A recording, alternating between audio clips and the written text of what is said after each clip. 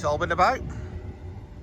So, got the new platforms here at Westhoughton, which are fully open, what you've seen on previous videos. So that's what the entire project's been all about, getting them running on electric.